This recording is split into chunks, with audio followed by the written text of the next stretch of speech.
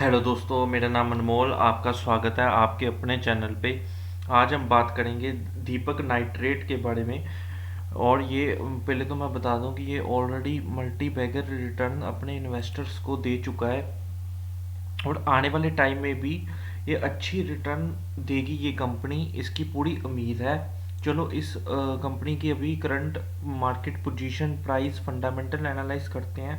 But उससे पहले इस चैनल को सब्सक्राइब जरूर कीजिए ताकि आने वाली सभी वीडियोस की आपको जानकारी मिल सके। पहले मैंने इस कंपनी की वेबसाइट ओपन की हुई है, उसमें हम थोड़ा ओवरव्यू जान लेते हैं ये कंपनी क्या करती है।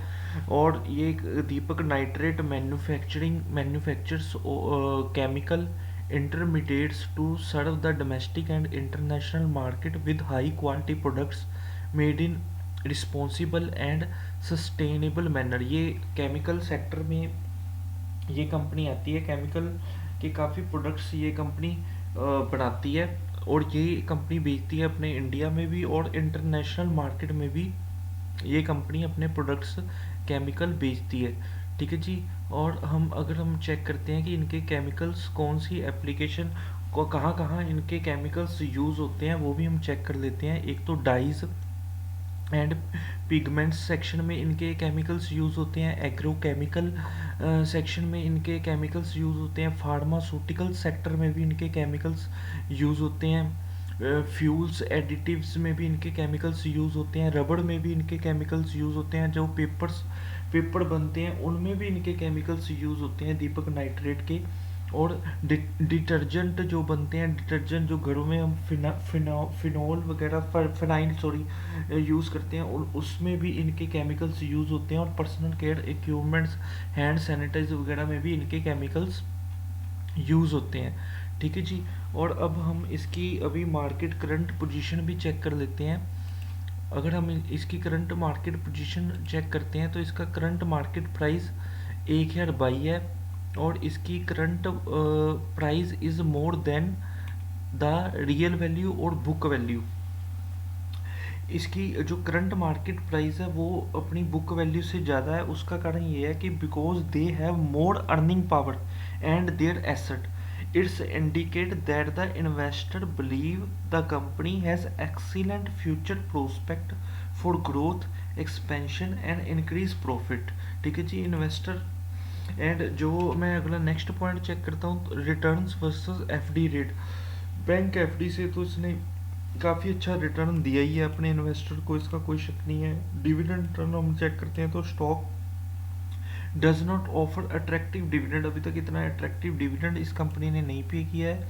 बट एंट्री पॉइंट हम चेक करते हैं तो good time to consider as a stock is not in overbought zone, over value share अभी नहीं है, ओवरबाउट जोन में नहीं है। एंट्री पॉइंट जिसने लेनी है वो ले सकते हैं, बट एक बार फिर भी अब अपने अकॉर्डिंग भी कोई भी कंपनी में जब भी निवेश करते हैं तो अपनी रिस्क प्रोफाइल के हिसाब से कोई भी स्टॉक खरीदें और बेचें। बाकी हम इसकी चेक करते हैं, एक मंथ की रिटर्न 11.24% थी और इसकी एक साल की रिटर्न मैं चेक करता हूँ तो 161% इसने एक साल में रिटर्न दी है अपने इन्वेस्टर्स को। और 5 साल की मैं रिटर्न चेक करता हूँ तो 1535% रिटर्न इसने 5 सालों में दिया। मतलब ऑब्वियसली मल्टी बैगर रिटर्न तो ये ऑलरेडी दे चुका है और आने वाले टाइम में भी अच्छा देगा, क्योंकि आप चेक कर सकते हो जो हैंड सैनिटाइजर में इसके केमिकल दीपक नाइट्राइट के यूज़ होते हैं। और फार्मास्यूटिकल सेक्टर में भी इसके केमिकल्स यूज़ होते हैं। तो मैं चलो मुद्दे पहले बात करता हूँ मुद्दे की। जो 2016 में 60 रुपये पे शेयर था और अब हम चेक करते हैं 2021 में 1022 है।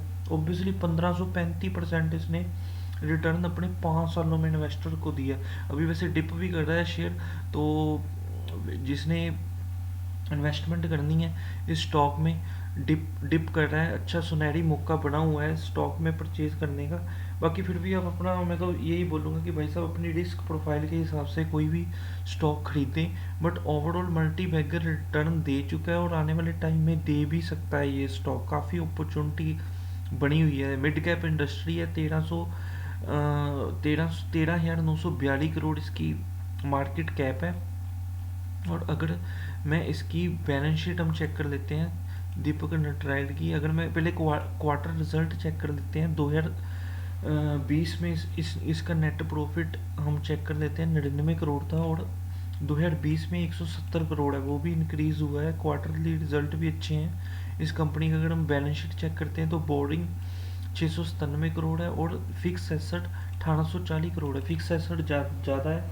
तो ओवरऑल हम देखते हैं बैलेंस शीट पे, तो बैलेंस शीट में भी अच्छी इन्होंने बैलेंस की हुई है।